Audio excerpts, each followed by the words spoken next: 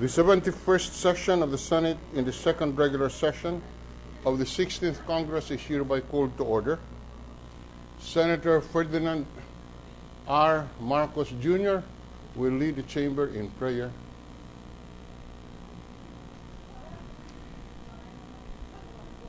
Heavenly Father, as we start another session week, we humbly seek your wisdom and your guidance.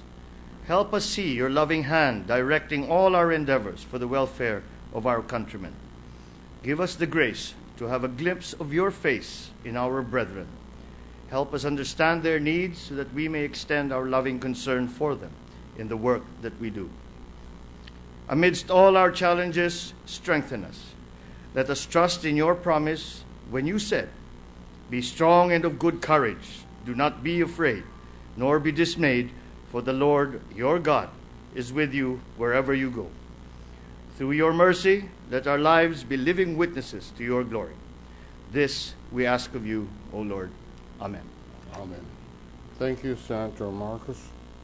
The Artist Welfare Group will lead the chamber in the singing of the Philippine National Anthem, after which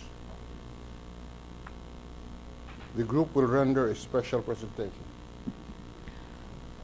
Atin pong awitin ng sabay-sabay ng buong sigla at pagmamahal ang pambansang awit ng Pilipinas.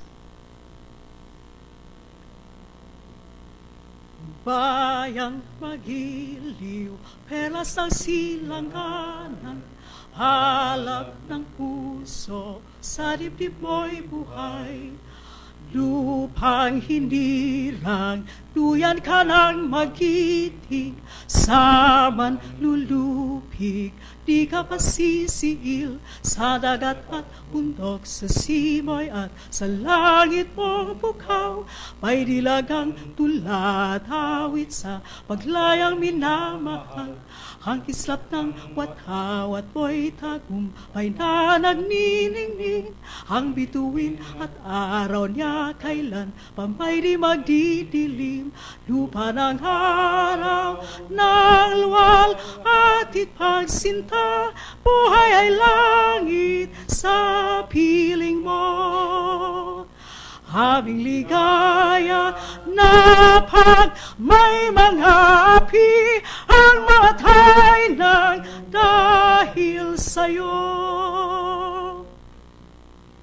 The Secretary will call the roll. Sorry? Yes, I'm sorry. A special presentation will be done by our guest, the Artist Welfare Group.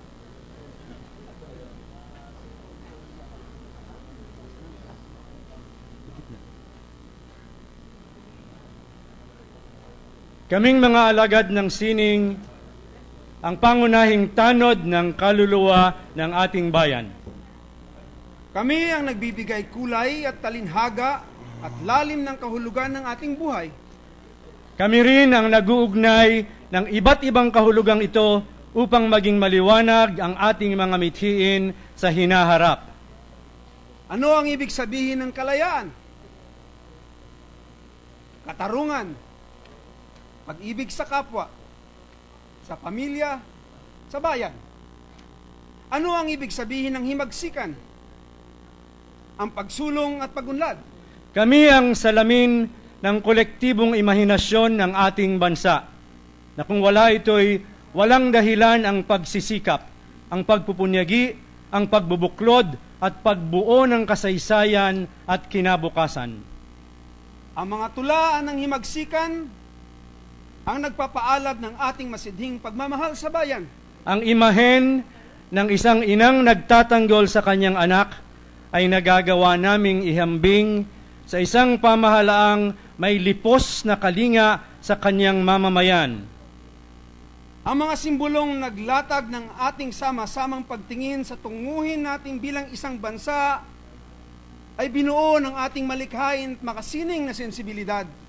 Ngunit, sa sarili nating bayan, kaming mga alagad ng sining ang sektor na walang kasiguruhan sa buhay. Bukod sa mababa ang turing at sahod, Karamihan sa amin ay namimiligro ang kinabukasan. Marami sa aming mga kasama ang pumanaw ng walang maayos na pagkilala. Ang iba naman ay nalimutan at nagkasakit nang walang ibabayad sa gamot. Ang iba'y umasa sa tulong at awa ng ilang nakaalaala. Wala kaming kasiguraduhan sa pabahay, sa aming pagtanda, sa aming kalusugan. Ngunit hindi matatawaran ang malaking ambag ng mga alagad ng sining sa kasiglahan ng pag-unlad ng ating bayan. Bukod sa mga atleta, ang mga alagad ng sining ang nag-uuwi ng malalaking karangalan mula sa ibang bansa. Hindi pa rin kinikilala ang napakalaking potensyal ng aming kakayanang makatulong ng malaki sa pag-unlad ng ating ekonomiya. Marami ng kabayanihan ng mga artistang Pilipino ang kinilala at pinarangalan. Isipin natin kung ang suporta ng pamahalaan sa sining ay maging lubos. Ano pa kaya ang kaya naming gawin? Ang awit na inyong maririnig ay mithiin ng bawat isang alagad ng sining. Gunitain ang pag-ibig, kalinga at pagtatanggol ng ating inang bayan. Pagkat ang mga artistang Pilipino rin naman ang nagbuo ng simbolong ito. Ang ugoy sa duyan, nanilikha ng dalawang pambansang alagad ng sining, sina Levi Silerio at Lucio San Pedro. Si Manong Levi ay pumanaw na mahirap. Hanggang sa edad na 70, kinailangan pa rin niyang magtrabaho sa iba't ibang restaurant sa Quezon City.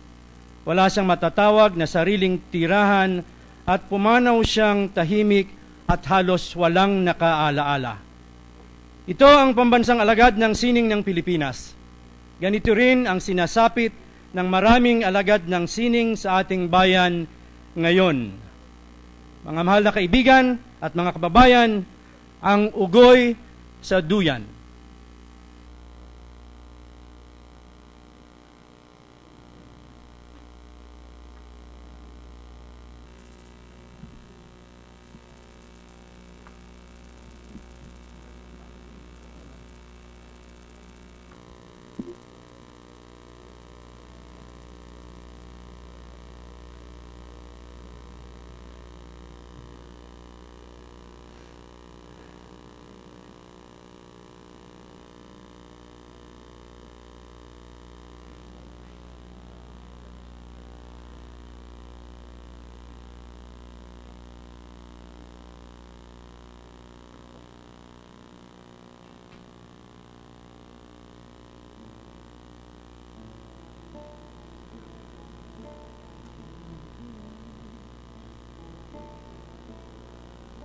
Sana'y di nagmaliw ang dati kong araw nang munti pang bata sa piling ni nanay.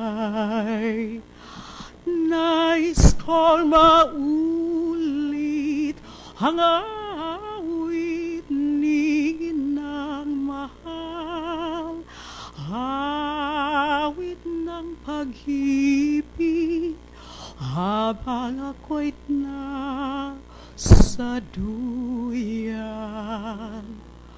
Sana'y di nagmaliw ang dati kong araw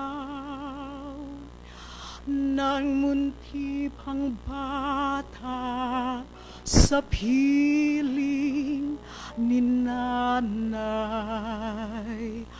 Nais kong maulit ang awit ni nang mahal, awit ng pag-ibig habang ako'y nasa duyan.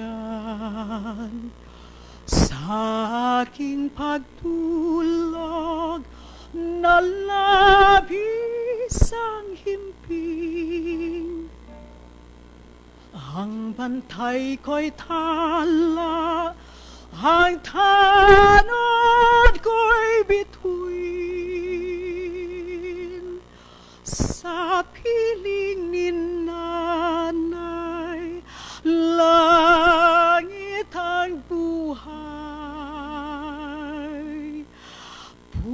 puso ko'y may dusa, sabik sa ugoy ng duyan. Ibig kong matulog sa dating duyan ko'y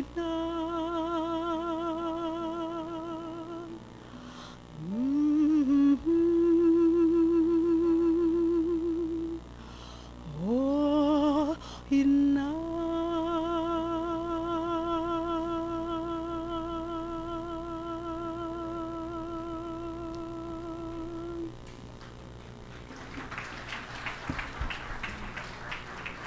Marami pong salamat. Maraming salamat sa Artists Welfare Project.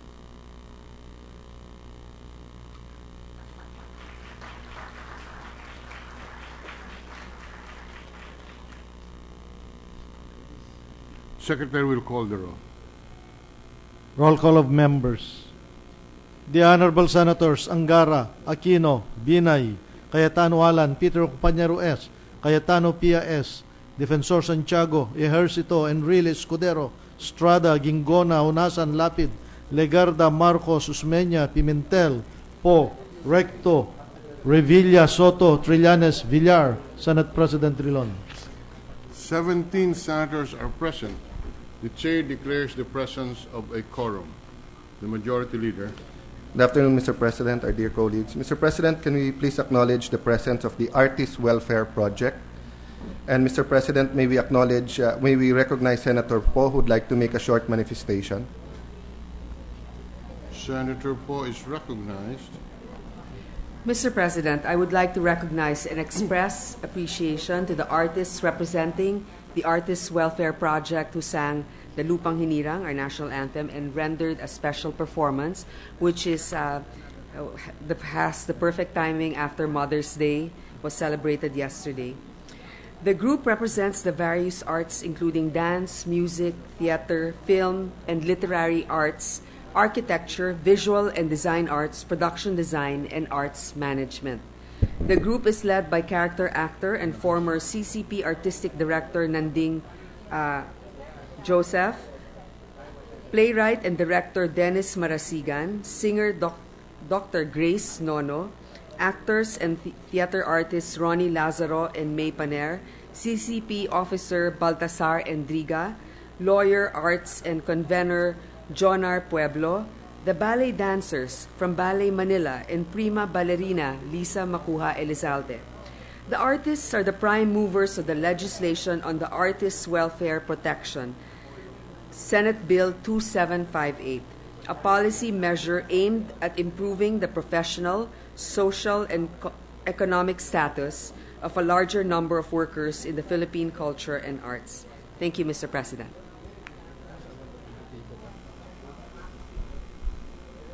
Majority Leader.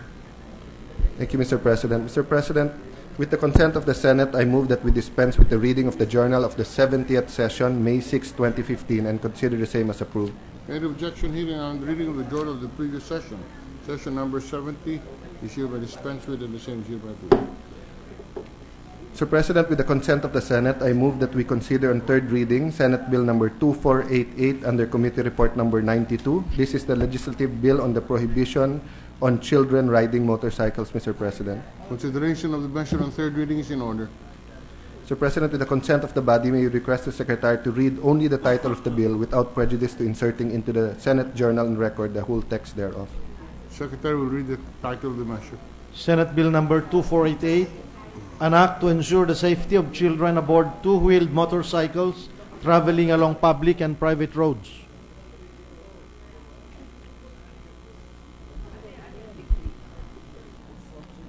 Mr. President, copies of this measure as approved on second reading have been distributed to the members of the Senate last May 6, 2015, thereby complying with the 3-day rule under Section 26, Paragraph 2 of Article 6 of the 1987 Philippine Constitution. We are thus ready to approve the measure in third reading. I ask for a roll call vote. The Secretary will conduct a roll call vote. Roll call vote. The Honorable Senators Angara, Aquino, Binay, Cayetano Alan, Peter Compañero S., Cayetano P.S., Defensor Santiago, Ejercito, Enrile, Escudero, Estrada, Gingona, Honasan, Lapid, Legarda, Marcos, Usmeña, Pimentel, Poe, Recto, Revilla, Soto, Trillanes, Villar. Senate President Drilon. 17 affirmative votes, no negative votes, no abstention. Senate Bill 2488 is hereby approved on third reading. Thank you, Mr. President. Mr. President, with the consent of the Senate, I move that we consider on third reading House Bill number 2269 under Committee Report number 40. This is the legislative bill on the revised AFP modernization program, Mr. President. Consideration of the measure on third reading is in order. With the consent of our colleagues, Mr. President of the body, may we request the Secretary to read only the title of the bill without prejudice to inserting into the records and the Senate Journal the whole text thereof. Senate Secretary Bill, Russo, yeah. Senate Bill number 2269, an act amending Section 4B of Republic Act number 7898, otherwise known as the AFP Modernization Act as amended by Republic Act number 10349, establishing the revised AFP Modernization Program and for other purposes. Sir President, copies of this measure, as approved on second reading, has been distributed to all members of the Senate last May 7, 2015, thereby complying with the 3-day rule found under Section 26, Paragraph 2, Article 6 of the 1987 Philippine Constitution. We are thus ready to approve the measure on third reading. I ask for a roll call vote. Secretary will conduct the roll call vote. Roll call vote. The Honorable Senators Angara, Aquino, Binay, Cayetano Alan, Peter Compañero S., Cayetano Pia S., Defensor Santiago, Ejercito, Enrile, Escudero, Estrada, Gingona, Honasan, Lapid, Legarda, Marcos, Usmeña, Pimentel, Poe, Recto, Revilla, Soto, Trillanes, Villar. Senate President Drilon. 17 affirmative votes, no negative votes, no abstention. Senate Bill 2269 is hereby approved on third reading. Thank you, Mr. President. With the consent of the Senate, I move that we recognize the Senate Minority Leader, Senator Vicente C. Soto III, to speak on a matter of public interest. Senator Soto is recognized.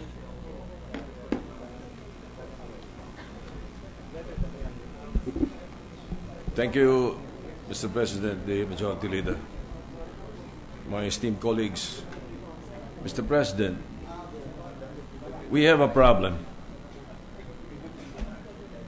In a certain barangay in Cebu City, the government is authorized to provide needles and injectable instruments to drug addicts and drug dependents. It is as if it's exempted from the operation of our criminal laws on drugs. Why is this so, Mr. President? Let me see how I can explain this para maintindihan nating mabuti at saka ng ating mga kababayan kung nakikinig sila. There is a Western-minded way of thinking that seeks to minimize the harm done to others by using the so-called harm reduction strategy. Ano ba itong harm reduction strategy o harm reduction program? Ito na isinusulong ng mga malalaking international organizations sa ating bansa. Ang strategy po nila ganito: kung hindi rin lang natin mapipigil o babawasan natin ang mga napapahamak, o bawasan na lang, merong kaisipan ang mga nagda-drugs na kaya kumakalat ang sakit na HIV/AIDS ay sa kadahilan ng nagpapasapasahan daw ng mga nagamit na karayom ang mga adik na may AIDS, kaya daw nagkakahawahan.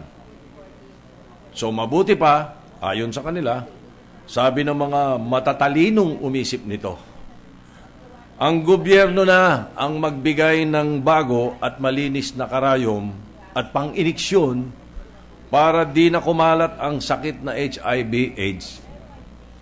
Yun ho yung programa na yun.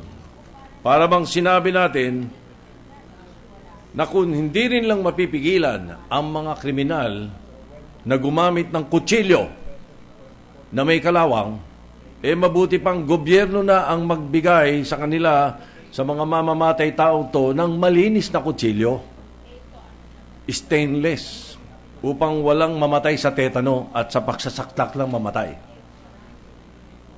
Ganun ang analogy, Mr. President. This turn of events began on October 8, 2014, when the Dangerous Drugs Board Resolution 298 was passed, entitled Approving the Proposed Operations Research on Community-Based Comprehensive Services for People Who Inject Drugs, PWID, in Barangay Camagayan, Cebu City, and the creation of a technical working group that will formulate its implementing guidelines. Allow me to read some of the whereases or the whereas clauses of the said DDB resolution. Sabi, whereas Section 81D of the Act, they're referring to 9165, tasks the board to initiate, conduct, and support scientific, clinical, social, psychological, physical, and biological researches on dangerous drugs and dangerous drugs prevention and control measures. Whereas the same report of the Cebu City HIV/AIDS Registry indicates that the primary cause of HIV transmission in Cebu City has shifted from sexual transmission in 2008 to injecting drug use starting 2010. Whereas the DOH proposes that the 24-month study be implemented in Barangay Camagayan, Cebu City, it being identified as one of the key areas of widespread sharing of needles among PWIDs, coupled with a growing number of reported HIV and HCV positive cases. Ito na yung resolutory portion, Mr. President. Wherefore, be it resolved, as it is hereby resolved, that the board approves the implementation of a 24-month scientific and medical study of the DOH, the Philippine National AIDS Council, the local government of Cebu City, and Population Services International, and funded by the World Bank and Asian Development Bank, to assess the effectiveness of a community-based comprehensive services for people who inject drugs in Barangay Camagayan, Cebu City, provided, ito mabigat, that Barangay Camagayan, where the Barangay Camagayan Community Care Center, KC3 of Cebu City is located, be considered a safe zone. Ulitin ko po, ang sabi nitong resolution ng DDB, be considered a safe zone where there will be no arrest or apprehensions in relation to Section 12. Ang Section 12 po, possession of equipment, instrument, apparatus, and other paraphernalia for dangerous drugs, only is so far as the needle syringe exchange program is concerned with respect to identified and registered PWID participants in Camagayan health personnel for the given period of the aforesaid study. Mr. President, alam ba ni Pangulong Aquino to? I seriously doubt it. I don't think so. I don't think nagpaalam sila. I don't think the President will approve this. We are lawmakers, and the Senate is filled with lawyers to the brim. Isn't it elementary, Mr. President, that this DDB resolution is void and unenforceable, being in conflict with the express mandate of the law, Section 12 of Republic Act 9165, which states thus, Section 12, possession of equipment, instrument, apparatus, and other paraphernalia for dangerous drugs. The penalty of imprisonment ranging from 6 months and 1 day to 4 years and a fine ranging from 10,000 pesos to 50,000 pesos shall be imposed upon any person who, unless authorized by law, shall possess or have under her control any equipment, instrument, apparatus, and other paraphernalia fit or intended for smoking, consuming, administering, injecting, ingesting, or introducing any dangerous drug into the body, provided that in the case of medical practitioners and various professionals who are required to carry such equipment, instrument, apparatus, and other paraphernalia in the practice of their profession. The board shall prescribe necessary implementing guidelines thereof. Mr. President, these needles o hiringgilya sa Spanish o pang-iniksyon na tawag natin, are these paraphernalia for injecting any dangerous drugs into the body illegal to be possessed all over the Philippines? Ang tanong nga ng mga kabataan, anyari? Now, we research the web. Our research on the web yields these remarks. Baka sabihin po ng mga nagtutulak nito, hindi natin po binasa yung side nila eh. Ito sabi nila, needle exchange programs reduce the likelihood of users of heroin and other drugs sharing the syringes and using them more than once. Syringe sharing can lead to infections such as HIV or hepatitis C, can spread from user to users through the reuse of syringes contaminated with infected blood. Needle and syringe program, NSP outlets in some settings offer basic primary health care. Safe injection sites are legally sanctioned. Medically supervised facilities designed to address public nuisance associated with drug use and provide a hygienic and stress-free environment for drug consumers. The facilities provide sterile injection equipment, information about drugs and basic health care, treatment referrals, and access to medical staff. What is this, Mr. President? Ito yun. The harm reduction strategy is, in reality, a pro-illegal drugs strategy. Maliwanag. I had the occasion, Mr. President, to speak against this before the United Nations Conference on Drugs and Crime in Vienna, Austria in 2008. Noon pa lang tinutulak na nila, kinontra po natin to eh. I was representing the Philippines and I was appointed speaker of the Asian delegation. And I saw a picket of European drug advocates in favor of harm reduction. Sponsored sila nung BD. Tignan niyo po kung sino yung BD. Initials yun ng pinakamalaking manufacturer ng syringe sa buong mundo. Mr. President, this is the wrong approach in our society, in our culture. What message are we trying to send? Indonesia had just conveyed a strong message against drug trafficking. And here we are, with as much drug dependence as Indonesia might have, trying to use the soft approach like Western nations do. Western solutions do not necessarily fit for our Eastern mindset. We are losing hundreds of thousands of our youth to drugs, and we adopt something as disastrous as the harm reduction strategy.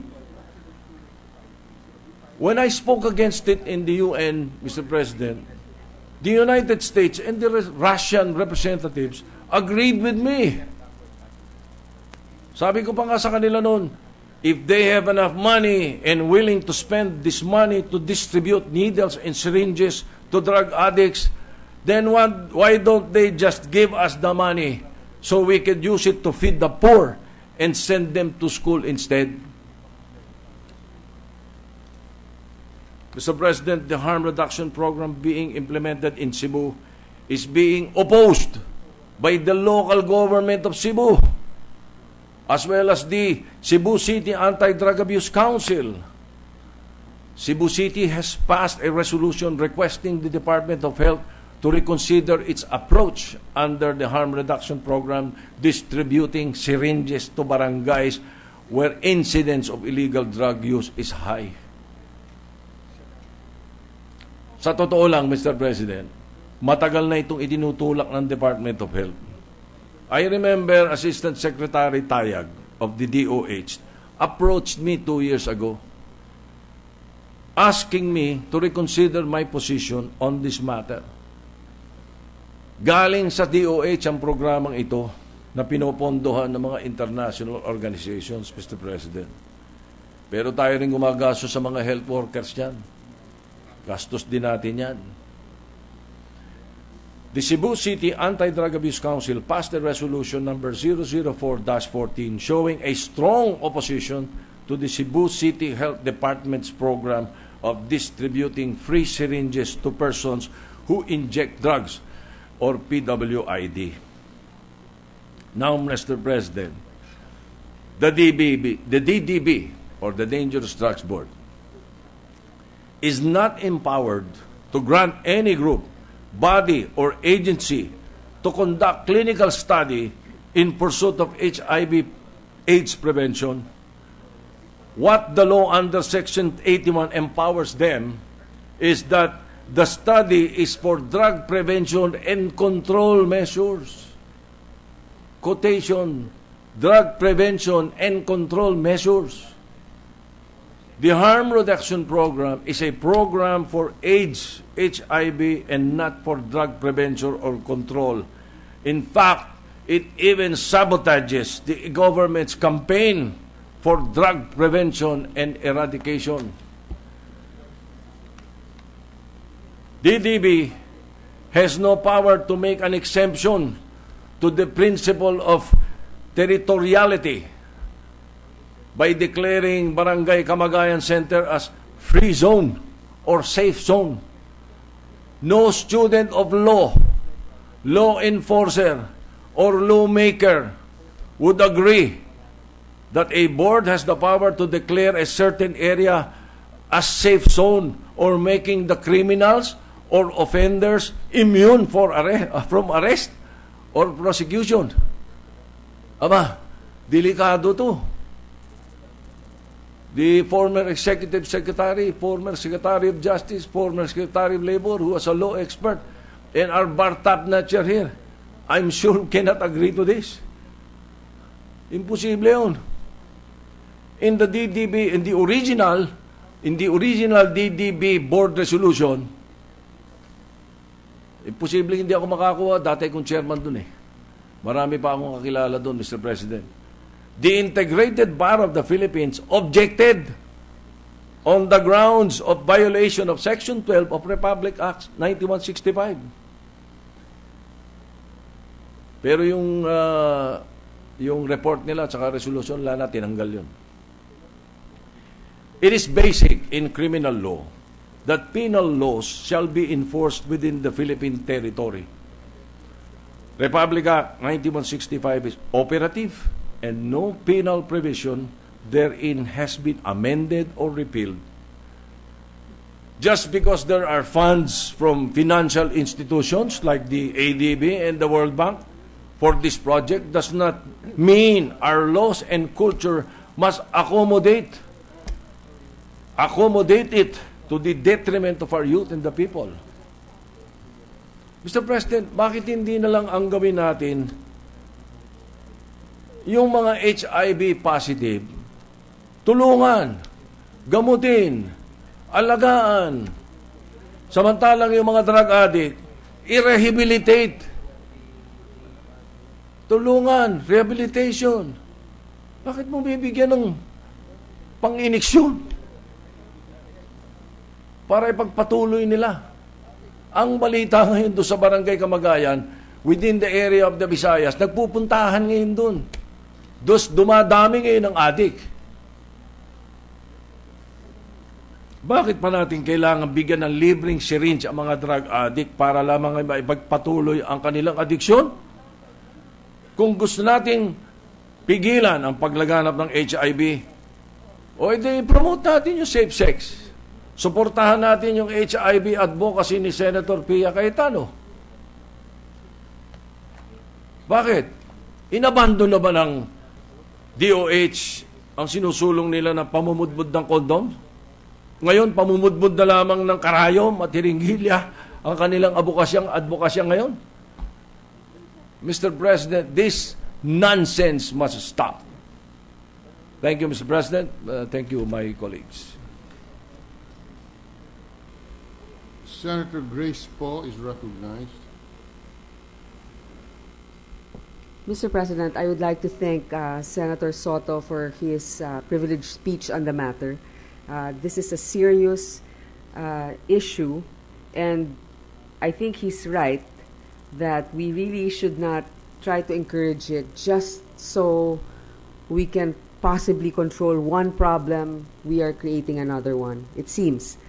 This falls under the Committee on Public Order and Dangerous Drugs, and we certainly appreciate the information that he has. We will look further into this, and we will conduct a hearing, or we will include it in our hearings to request those from the hospital to represent the hospital and answer questions on these findings. Thank you, Mr. President.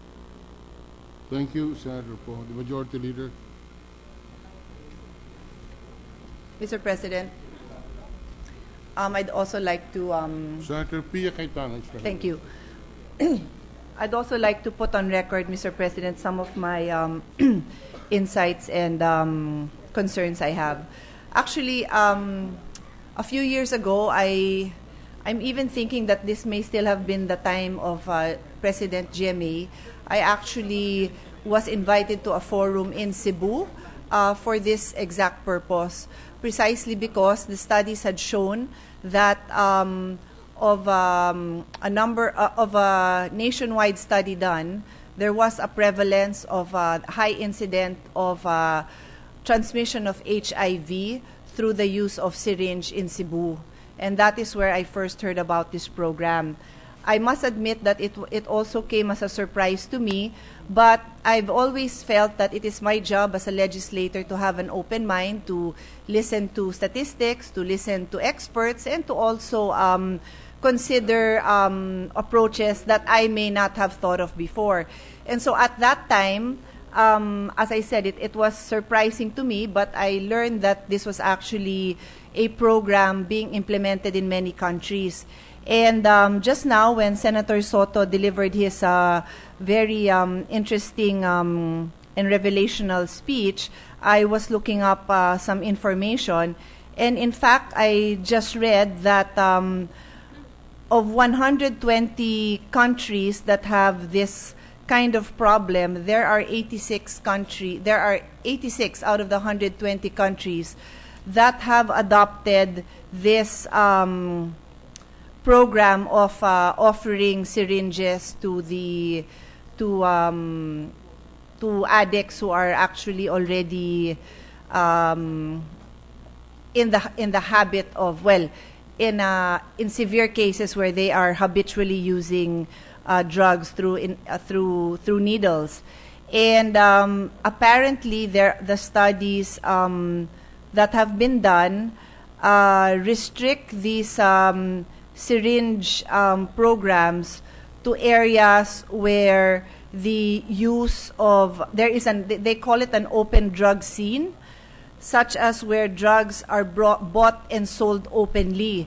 It is because of this open drug scene that they have been forced to use such a program, because the sharing of the needles have caused a dramatic spike in the prevalence of HIV.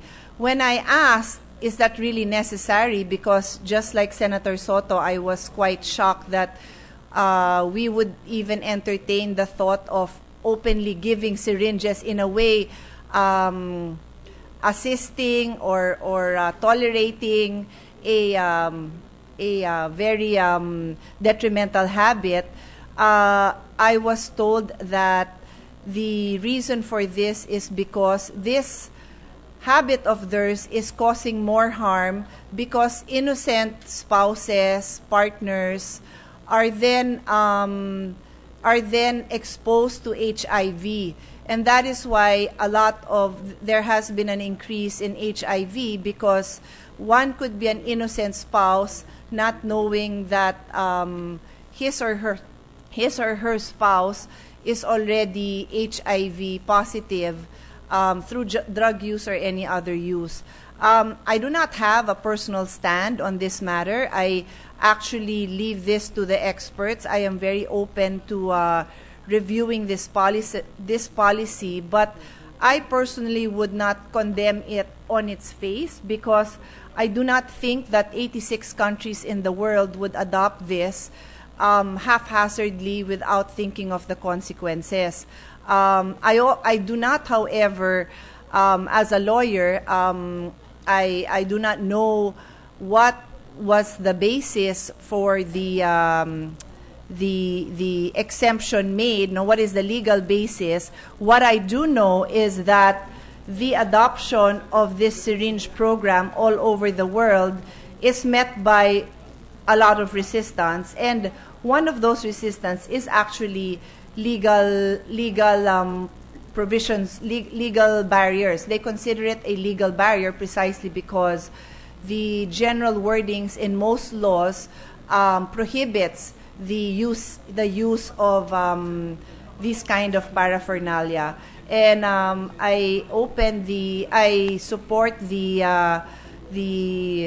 position of Senator Grace Poe, who said that she would be inclined to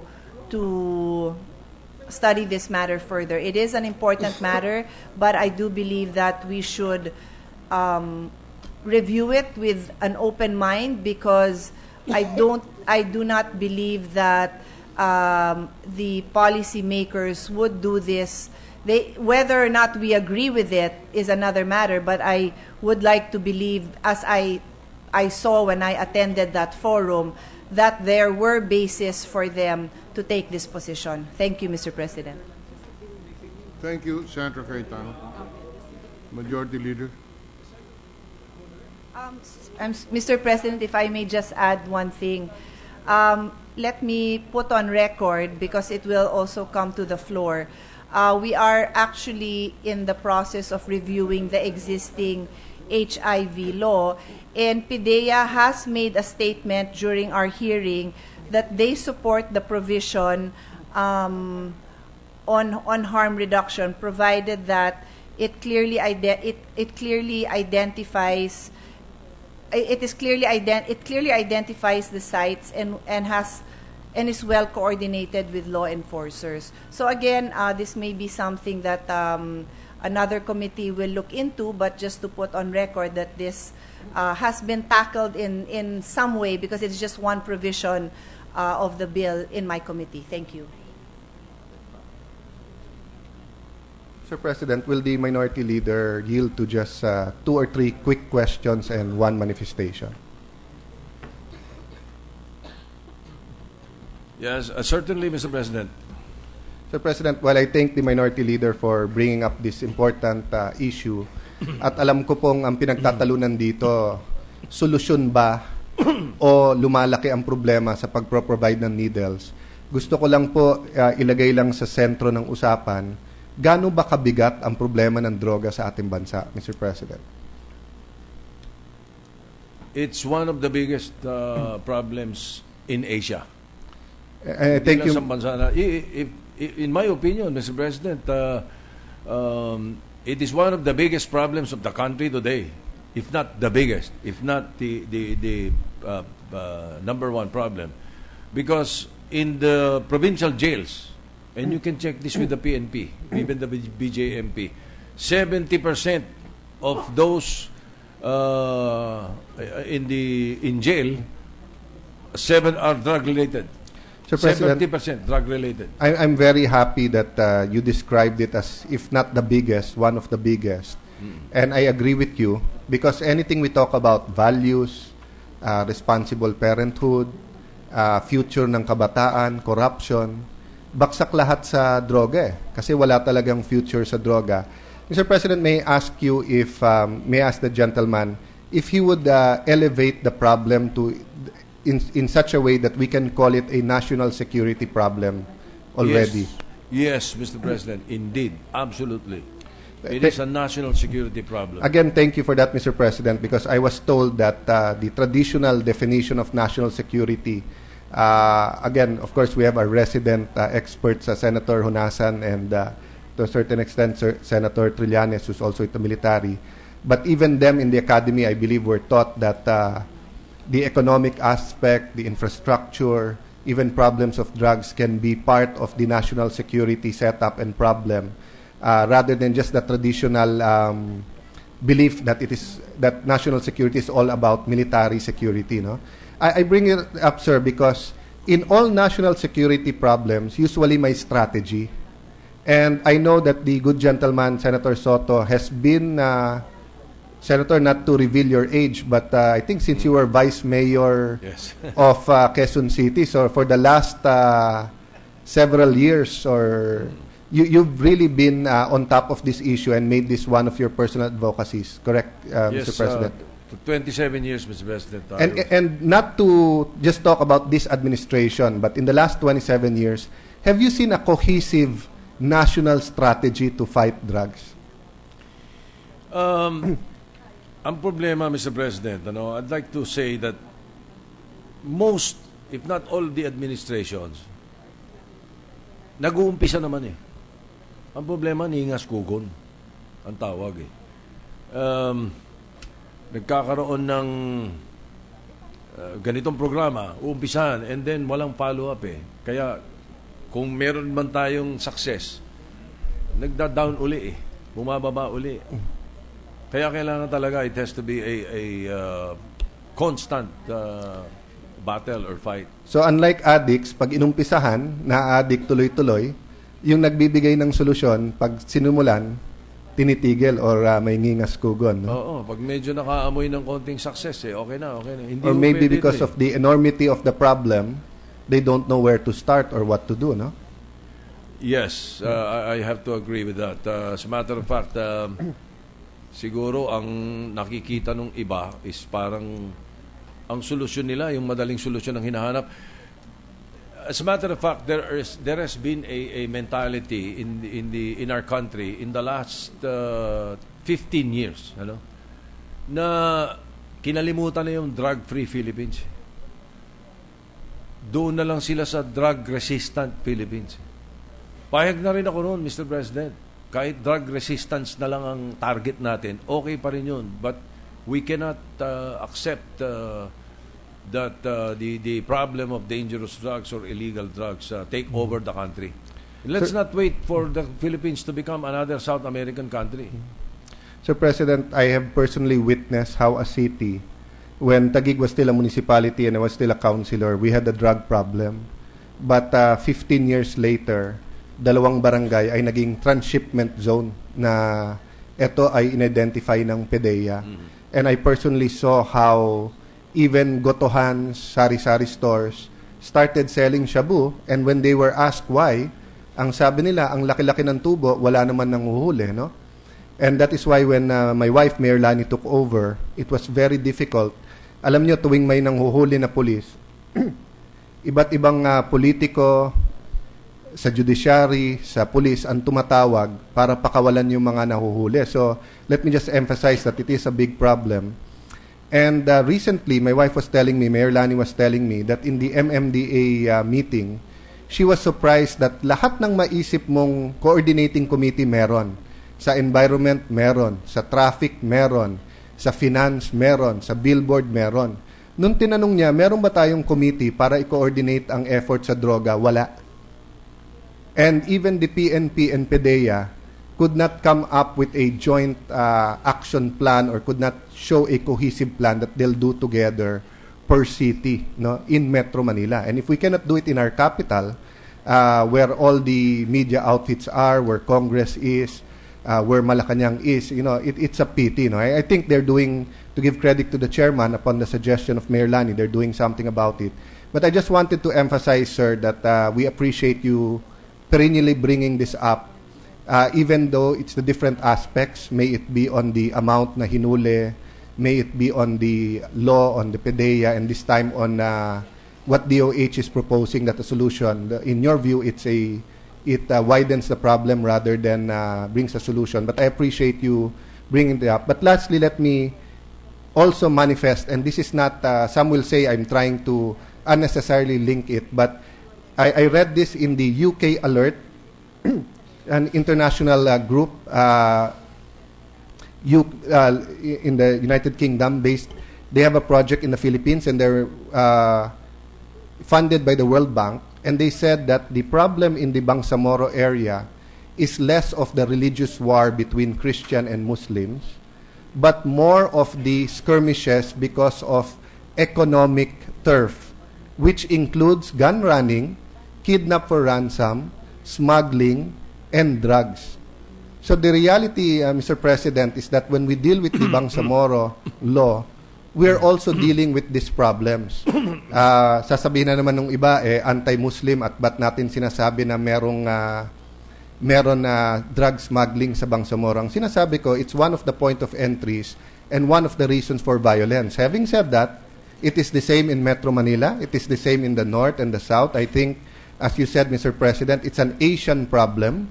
The West is thinking of dealing with it differently, but for the U.S., they have had different strategies for different countries like Colombia, other Latin American countries. Each state has their own strategy, but until now, they're grappling with it. I mean, how many, wag na po yung lahat ng John Does na hindi natin kilala, pero ilan sa mga celebrities na lahat na ng kapangyarihan, pera, at makamundong bagay ay nasa kanila sa mundo, ay namatay sa Amerika dahil sa droga. Hindi po ba? So let me just put that on record, Mr. President, and I hope that your speeches will not just go down in the journal, will not go down in vain, but then I know that the palace, I know that the executive branch, the law enforcers are listening, but I think it's about time that if we have a BBL that is being put front and center to try to solve the problem in certain parts of Mindanao, we should have a cohesive anti-drug law or anti-drug strategy, no? Which also includes the additional pay for law enforcers, for judges, fiscals, for the incentives, for the equipment. Alam nyo po, yung pag-iikot ko sa mga kampo, although yung unang target ko was SAF, dahil dun din po yung mga PNP, Mr. Minority Leader, Mr. President, ang madalas sabihin sa akin, ang isa sa number one problema ng mga pulis, abogado, pag sila nahuli, yung nahuli nila, kung karnaper man o holdupper, kidnapper or drug lord, ang laki ng pera, ang gagaling ng abogado. Pero sila po, punong-puno po ang mga abogado sa krame at nakalaya na yung kanilang mga hinuli, sila po ay tuloy-tuloy pa rin ang kaso nila. Yung iba hindi nakukuha yung retirement pay. So I think there are small parts of the problem that can be solved. Maybe a larger legal fund in 2016 for the PNP and for the PDEA to support those na nanguhuli talaga. I know that the Senate Minority Leader has a attaché case full of solutions for this, and let me just say that as one of the members of this Senate, I'm willing to listen, and I hope that it can be crafted into a not only into legislation but a program that will really address the problem. Thank you, Mr. President. Mr. Before Minority. the majority leader sits, Mr. President, let me just touch on some of the topics, the issues that he mentioned, because I'm glad that he has highlighted these points. Like, for example, the problem that he mentioned in Taguig. It's happening all over the country. Why? Because it's a big business. Kaya they will make it available in your streets, in your homes, everywhere, because it's big business. Example na lang, let's take the example of shabu. Kaya sabi nung tindera Rosenyo, mas malaki kita. Why? Ang puhunan po nitong mga drug syndicates na to, at mga drug manufacturers na to manufacture 1 kilo of methamphetamine hydrochloride or shabu, they will only spend all in all approximately about 10,000 pesos. Yun ang puhunan nila dyan. But they sell it for 1 million. Di ba? 1 million pesos for 1 kilo of shabu. Yan ang going rate nun sa wholesale ng bentahan nila. Kaya talagang ganun. Tama kayo. Mangyayari sa mga maliliit na lugar yan dahil napakalaki ng tubo. Yun. Now, yung PIDEA, kaya po natin nilagay sa under the office of the President. It's precisely because pagka yung mga nagkakahulihan na ganyan, biglang kaibigan, kamag-anak ni Governor or kamag-anak ni Congressman, pag under the office of the President, ang thinking namin nun, hindi kaya. Hindi pwedeng palakasan. Hindi pwedeng pinakikiusap ni Congressman or ni Senator or ni Governor. Hindi pwede. Kaya po doon natin nilagay eh. But then, again, I am bothered by what Senator Pia mentioned earlier, that the PDEA leadership and then the Dangerous Drugs Board itself allows a resolution like to this effect. And the PDEA says it supports the program pag ganyan-ganyan. Aba, Mr. President, we have the wrong leaders. We have the wrong officials in the DDB and the PDEA. We should remove them. We should change them. Pagka ganun na mentality, because they do not know the law. Sabi nga ni Senator Pimentel kanina, they are violating the law. Hindi pwede yun. Bakit pumapayag sila? At saka, are we successful? The point of the majority leader. Wag uumpisa, pagkatas, I think it's about time that the administration look into the leadership of these agencies, pagka ganun po. Then one other thing, yes, in Mindanao and in other rebel areas all over the world, the dangerous drugs fund them. The Al-Qaeda and the group of ISIS, and then the other group, yung Jemaah Islamiyah. Yes, and the other one kasama ng ni Bin Laden, ng Al-Qaeda. They are funded by the Taliban. Golden Crescent. Alin po? Taliban? Correct, the Taliban. The Taliban. They are funded by the Golden Crescent.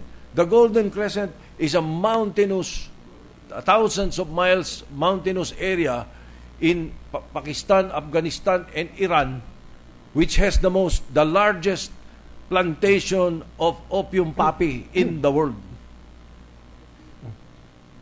Yung pera ng heroin, doon galing.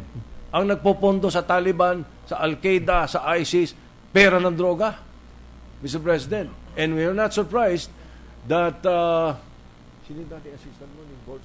from the Secretary, the National Defense Undersecretary gave us a report before that some of the rebels that they catch, pagka may sachet ng sabu.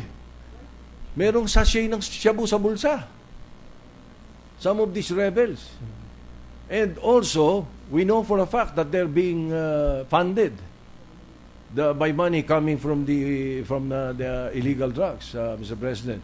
So I am glad that you brought this out, because it is a big problem. This is the only crime. This is a complex problem, Mr. President. This is the only crime in the world wherein the victim is a criminal and the criminal is a victim. There is no other crime like this. That's why it's such a complex problem, and that's why we need to have a holistic approach to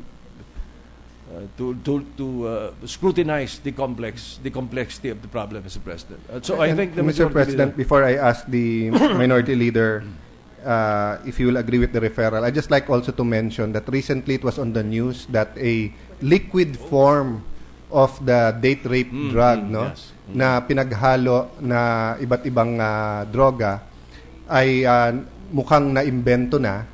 And this is very alarming because when we talk about victims and criminals, marami po dun sa droga, choice nila po na i-take. Pero yung nasa party ang isang kamag-anak mo, isa mong anak, isa mong pamangkin, asawa mo, pagkatapos lagyan ng inumin niya nung droga na yon na hindi niya alam, no? So it's really a cause of alarm for all parents and responsible citizens. Ang problema, pagka na-corrupted ang law enforcement at walang cohesive na plano ang gobyerno, hindi naman pwede sabihin ng law enforcers, eto mga to, by choice nila tinake, kaya pinabayaan namin. O eto mga to, na-kidnap, na-rape, nakuha yan ng 10 days sa kasinoli sa magulang kasi hindi naman nila sinasadya, nilagay. So, you cannot distinguish anymore. So, I just like to point out that the problem is not getting any better. It's getting worse and worse. And technology, while it is helping law enforcement, it is also helping the producers of illegal drugs to come out with this different kinds of drugs. That's why dati, mostly yung mga malungkot o heartbroken nagte-take, pero ngayon yung party drugs, 'di ba, whether heartbroken o naghahanap ka ng good time, ito yung pinupush. And some of them are not as highly addictive as their predecessors, no? So That is minamarket the bad part eh. that's the bad part because it's now being marketed sa mga kabataan, sa mga party goers o mga meron pong heartache na you can take this tapos hindi ka nagiging addict.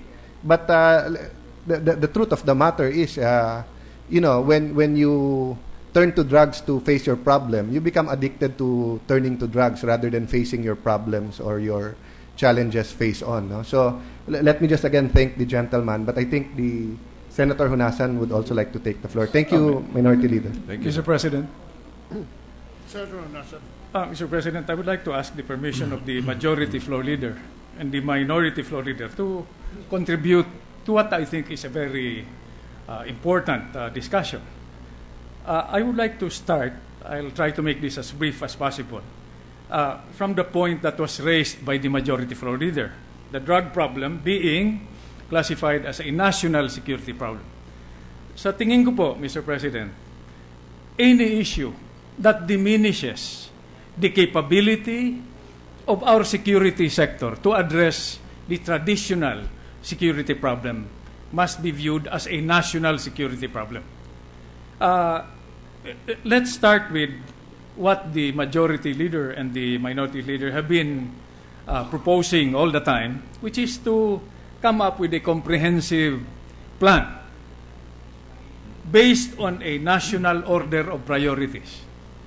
Let me cite, Mr. President, with the permission of the two gentlemen, what is already or what are already in the pipeline. These are proposals, actually, concrete proposals, proactive proposals from the security sector, which is also involved in resolving the drug problem. First, maybe we can consider, as part of the legislative agenda, an increase in our investment in national security by 1% if the GDP increases by more than 5%. We can flesh this out at the appropriate time, Mr. President. Mr. President, we can also develop a credible defense posture that will impact on our ability to address the drug problem, a credible defense posture within the next 10 years with a minimum deterrent capability in 5 years. We can also consider the National Security Act, amendments to it, the AFP Modernization Act, allowing the AFP to focus on external threats, and allowing the PNP, through the PNP reform law, which also covers resolving the drug problem, to create a two-tiered or a multi-tiered national police force. And this might be crucial also in our efforts to address the drug problem, developing force multipliers for the PNP. Dahil ito pong drug problem, Mr. President, grassroots-based po ito. At ang biktima nito, unfortunately, are our most important strategic and renewable resource, which is our children. And of course, there are other legislative interventions which may either go through the route of enactment or amendment. The Human Security Act or amendments to it, the anti-wiretapping law, SIM card registration law, terrorist financing law, Official Secrets Act, cybercrime law, cybersecurity law, and the passport law. Mr. President, I just want to put this on record, just to put in perspective what the Majority Floor Leader and the Minority Floor Leader have just articulated in the last few minutes. Thank you, Mr. President. Thank you, Mr. President. May I be given the last word, Mr. President? Please proceed. On the issue that I brought up, the harm reduction program. Mr. President, to combat and win, to be successful in fighting the problem of dangerous drugs, there are 4 ways that are accepted worldwide to battle it, to fight it. Prevention, rehabilitation, prosecution, enforcement. Kailangan po kombinasyon yan. Equally. What does the harm reduction strategy program do? Prevention? Hindi. Lalong pinapalala. Rehabilitation? Hindi rin. Lalong pinapalala. Dahil hindi gagamutin, bibigyan pa ng hiringgilye. Prosecution? Nagpasa sila ng board resolution, walang aarestuhin doon sa safe zone. Nagdeklara ng safe zone. Pati enforcement, hindi rin pwede. It's completely against logic, Mr. President. Thank you, Mr. President. Thank you, Mr. President. Mr. President, I move that we refer the speech and the interpellations to the Committee on Public Order and Dangerous Drugs as the primary committee and the Committee on Health and Demography as the secondary committee. So referred. Sir President, I move that we proceed with the reference of business. Secretary will read the reference of business. Bills on first reading. Senate number 2753 entitled An Act Amending Section 70 of Presidential Decree number 1529, otherwise known as the Property Registration Decree, Senator Defensor Santiago. Justice and Human Rights. Senate number 2754, An Act Amending Presidential Decree number 442, Book 5, Chapter 2, Article 248, to protect the rights of the employer, Senator Defensor Santiago. Labor, Employment, Human Resource Development. Senate number 2755, an act to protect Filipino mothers and children from malnutrition by establishing a maternal and child health care program appropriating funds for the purpose, Senator Grace Poe. Health and Demography, Women, Family Relations, Gender Equality, Finance. Senate number 2756, an act providing for a revised Anti-Carnapping Act, repealing for the purpose RA number 6539, otherwise known as the Anti-Carnapping Act of 1972, Senator Grace Poe. Public Order, Dangerous Drug, Constitutional Amendments, Revision of Codes. Senate number 2757, an act providing for the crime of illegal withholding of passport and a mechanism for its prosecution and for other purposes, Senator Pimentel III. Justice, Human Rights, Foreign Relations. Senate number 2758, an act providing for an Artists' Welfare Protection and Information Act and providing funds for the purpose, Senator Grace Poe. Education, Arts and Culture, Cultural Communities, Ways and Means. Resolutions, PSR number 1308, a resolution for members of Congress to submit to the electorate the question of calling a constitutional convention to propose amendments to or revisions of the 1987 Philippine Constitution introduced by Senators Pimentel III and Gingona III. Constitutional Amendments, Revision of Codes and Laws. Electoral Reforms, People's Participation, Finance. PSR number 1309, directing the Senate Committees on Climate Change, Agriculture and Food, and other appropriate Senate committees to conduct an inquiry in aid of legislation into the water management programs being undertaken to ensure sufficient supply of safe and potable water amidst the dry spell being experienced in the country, Senator Lapid. Public Works, Agriculture and Food. PSR number 1310, congratulating and commending Team Philippines for winning 1 silver and 2 bronze medals at the recently concluded 2015 International Cheerleading Union, ICU, World Cheerleading Championships at the Disney World Resort in Orlando, Florida, United States of America on 24 April 2015, Senator Lapid. Rules.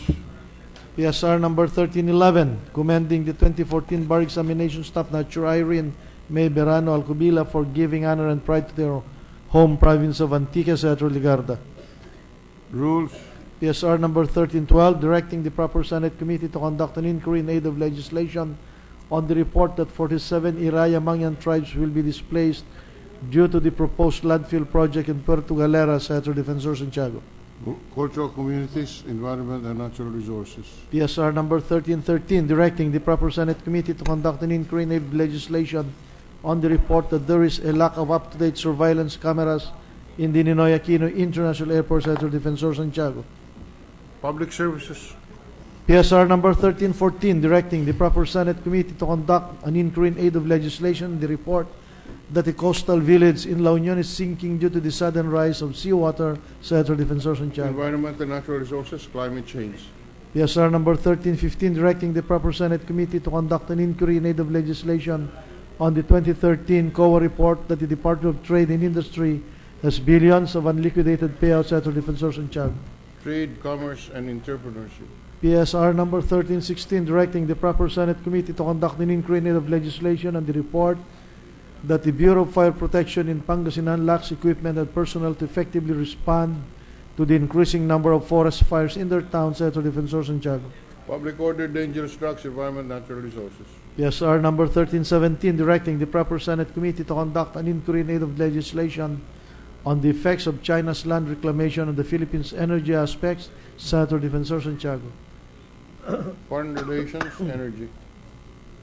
PSR number 1318, directing the proper Senate committee to conduct an inquiry in aid of legislation on the Commission on Audit report that the Department of Agriculture misused some 14 billion pesos in 2013, Senator Defensor Santiago. Agriculture and food.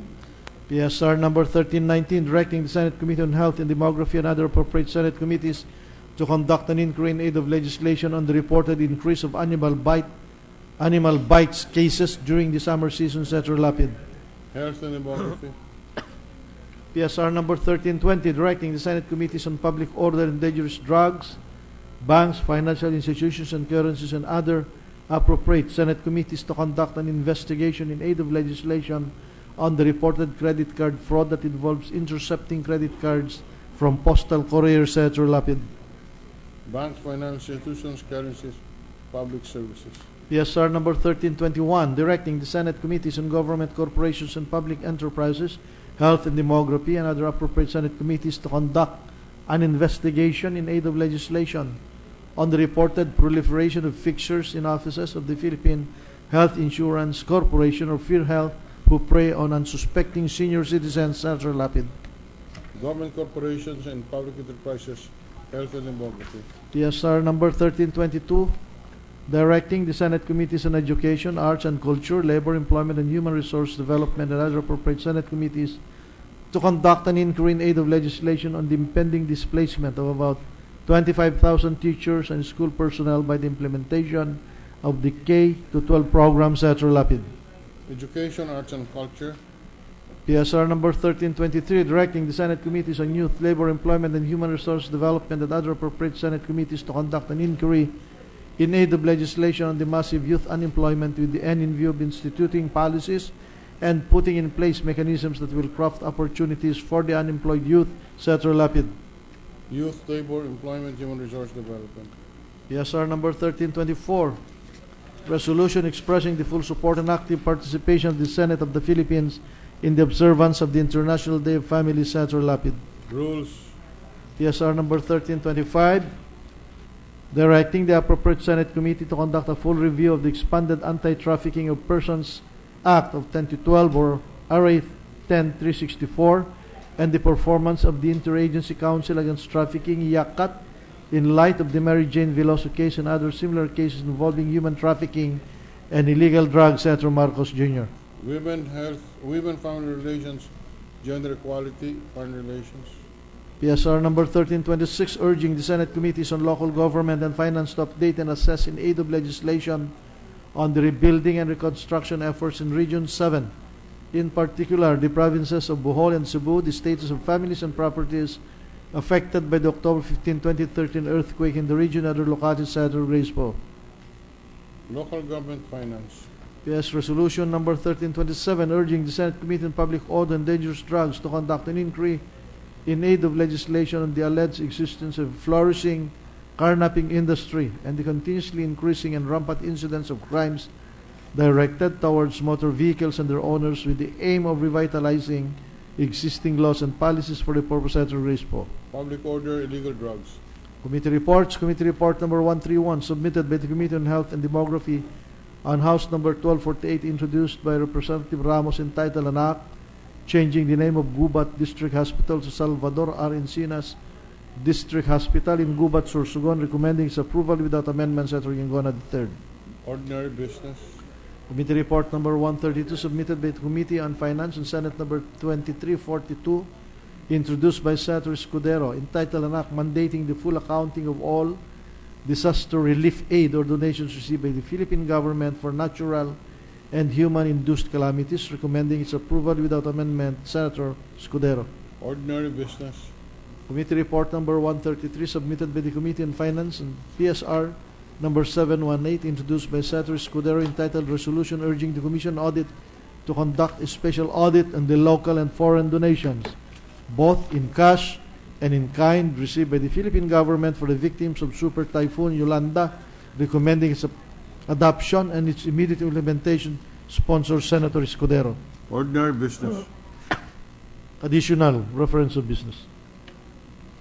Resolutions PSR number 1328, expressing the deep sympathy and sincere condolence of the Senate of the Philippines on the untimely demise of the Philippine envoy to Pakistan, Honorable Domingo Lucenario Jr. by Senator Lapid. Rules. PSR number 1329, resolution expressing the profound condolences of the Senate of the Philippines on the untimely demise of Honorable Domingo D. Lucenario Jr., the Philippine ambassador to Pakistan, introduced by Senator Cynthia A. Villar. Rules.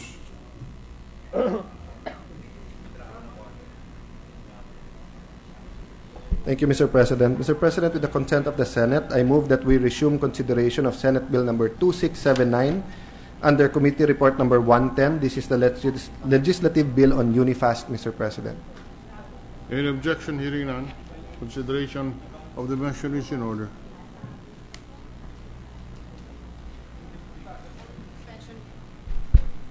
A minute suspension, please, Mr. President. Sorry? A minute suspension, please. Suspended for 1 minute.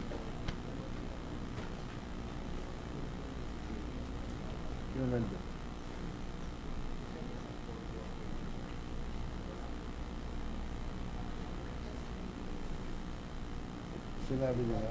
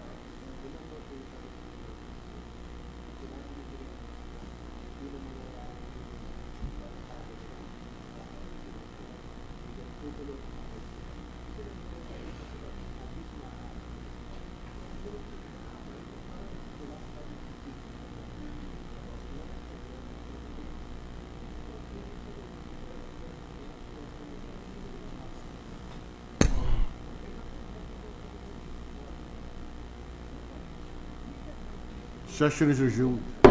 Thank you, Mr. President. Mr. President, we are ready with our committee amendments, and I will begin with on page 3, line 18 to 19.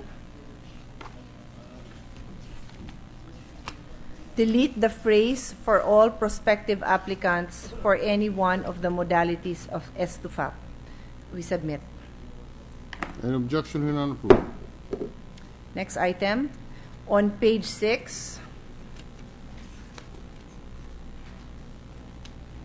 line 26, after the word board, replace the period with a colon, then insert the phrase provided that for scholars accepted in HEIs, comma, and change the letter I of the word it to lowercase. We submit. Approved. On the same page, line 28, after the word institutions, insert the phrase to be provided by CHED. We submit. Any objection? Hearing none, approved. Thank you. Then we go to page 7, and we amend the lines 1 to 8 to read as follows. The board shall formulate and establish the policies and mechanisms for the identification of grantees based on objective indicators derived from credible databases, prioritizing students whose families are beneficiaries of the poverty alleviation programs of the government. Next paragraph. The financial amount comprising grants in aid will be determined by the board, provided that for grantees accepted in the HEIs, it shall cover at the least the average cost of tertiary education in the top 40, parentheses, the numbers 40, close parentheses, of the public and private colleges and universities listed in the Registry of Programs and Institutions to be provided by CHED. We submit. Any objection? Hearing none, approved. On the same page, line 32, after the word household, insert comma, among others, period. Any objection? Hearing none, approved. Thank you. On page 8, delete lines 1 to 4. We submit. Any objection? Hearing none, approved. On the same page, amend lines 8 to 12 to read as follows. The board may develop other forms of modalities of S2FAPs, provided that nothing in this act shall preclude the implementing agencies, SUCs, and public TVIs from promulgating and developing other forms of S2FAPs, such as private scholarship or sponsorship programs and student or graduate assistance programs in accordance with the standards and guidelines set by the board. We submit. Any objection? Hearing none, approved.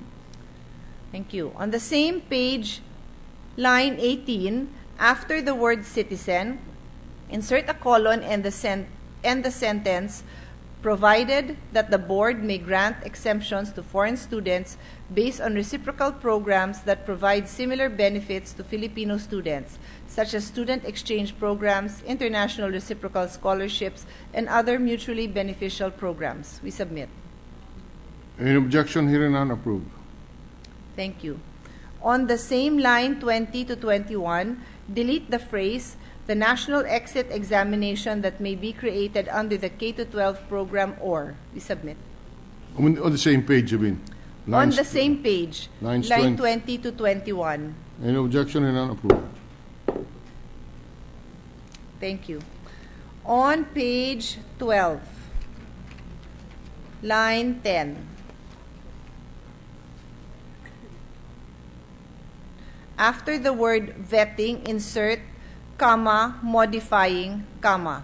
We submit. Approved. Thank you. On the same page, delete lines 23 to 28 and replace it with H. Adopt a qualifying examination system for scoring students for merit and talent-based S2FAPs and determine the screening mechanism for grants in aid and other modalities of S2FAPs. Semicolon. We submit. Any objection? Hearing none, approved. Thank you. On page 13, line 14, replace the word receive with facilitate and tap. We Any submit. objection? Hearing none, approved. On the same page, line 15, Replace the phrase receive and utilize with tap. Submit. Approved. On the same page, line 16, after the word experts, insert comma in accordance with section 22. Any objection? Hearing none, approved. Just for the record, the amended provision will now read as follows. Subparagraph M, facilitate and tap donations, legacies, gifts, and other forms of contribution, whether in cash or in kind, from both public and private sources, and to tap the services and assistance of experts in accordance with Section 22, provided that such donations, legacies, and contributions shall be exempt from donors' tax and shall be allowable deductions for income tax purposes in accordance with Section 34H of the National Internal Revenue Code of 1997 as amended. On page 14, line 13, delete the word quarter and replace it with semester. Approved. Thank you. On the same page, line 23, delete the word gender and replace it with sex. Approved. Thank you. On the same page, line 26, delete the letter S in the word rates. Approved. Submit. On page 15, delete lines 1, 2, and 4 and reletter the subsections accordingly. Approved. On the same page, line 3, after the word programs, semicolon, insert the word end. Approved. Thank you. On page 17, line 20, replace the word in with by. Submit. Approved. Thank you. On page 18, line 28, replace the word scholarship with STUFAPS. And on the same page, line 29, replace the word scholarships with STUFAPS. That's all, Mr. President. Majority Leader, A minute suspension, Mr. President. suspended for a minute.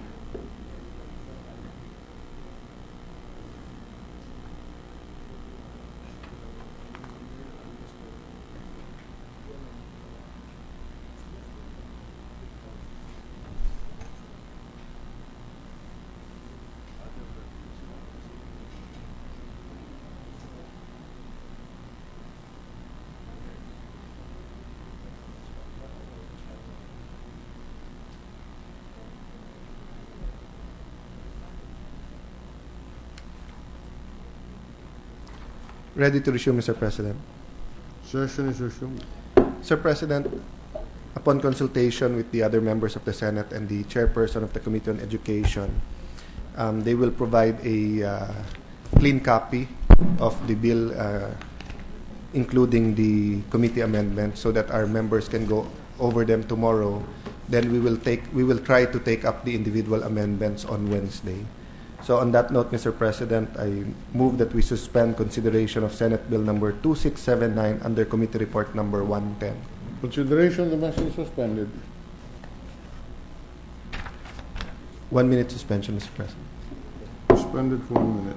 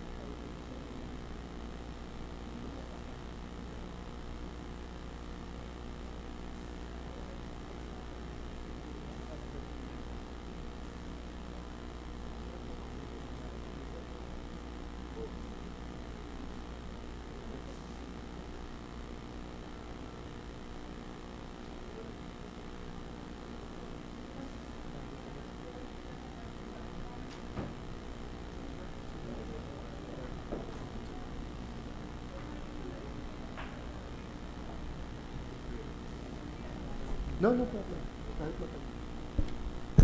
Ready to resume, Mr. President. Session is resumed. Mr. President, may we recognize Senator Pia Cayetano, who would like to be recognized and speak on a matter of public interest. Senator Cayetano is recognized.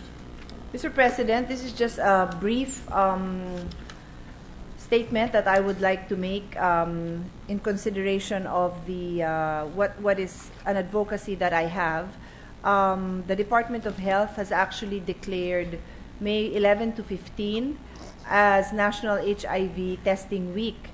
This is part of its campaign to increase the awareness of HIV and AIDS. And the objective here is for people to voluntarily avail of these avail of HIV testing. We actually have a one-day free testing in the Senate. It is open until 6 o'clock. So for anyone who wants to avail of it, it is in the Padilla room. Let me point out that it is confidential. It will include counseling for anyone who is even interested in deciding if they will avail of the testing. The objective, again, is number one, to increase awareness of the issue of HIV and the rising incident in the country. And we also want to ensure people that this is confidential. After counseling is given, wherein there's an exchange of information, the person can then decide if they will proceed with the testing, and the results of which will be extremely confidential. And then after the results are given to that person, counseling will be given again. What we are trying to ensure the public of is really the confidentiality of this matter because of the stigma attached to it. We do not want this to be a deterrent for people to know their own status. And so that is why their slogan is to get tested and to know your status. So as I said, it is available in the Senate today, but throughout the week it will be available in centers all over the country. I believe this information is readily available online, so those who are interested in getting more information and being tested can go to any of these centers, May 11 to 15. Thank you, Mr. President. Thank you, Senator P.